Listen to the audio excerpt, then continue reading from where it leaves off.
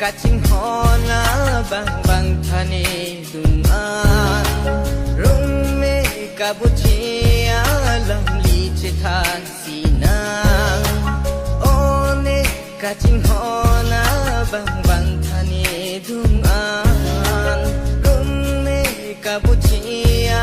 lam li chithan sinang ranam jong si e phan van ra te long jili kai ka boche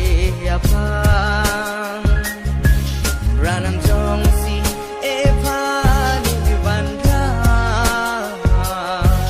te long jili kai ka boche apang jong si nang kang hon le a ho pe chi nang te kham khi chi abang ko ma si do ji lang jong si nang kang hon le a ho pe chi nang te kham khi chi abang ko ma si do ji lang one ka ching hona bang thani dung ang rung me kabuchia lam li chithan sina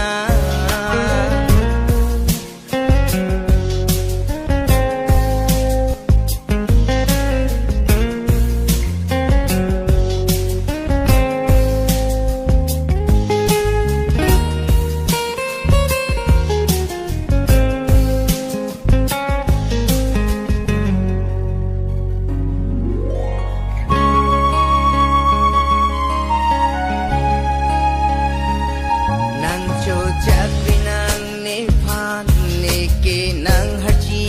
ajang nang ke ne lupong ajang chiren vek nang ne pen nang don barim pablu nang ne kertang nang cho chak nang ne phan ne ke nang haji ajang nang ke ne lupong ajang chiren vek nang ne pen nang don barim pablu nang ne kertang one kaching hona bang thani dung an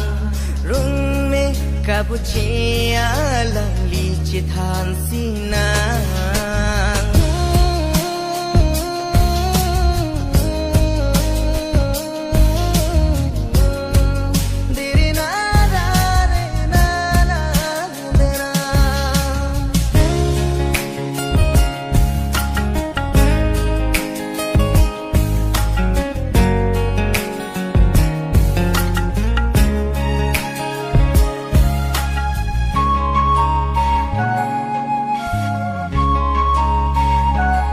nang ri ro pene ri ro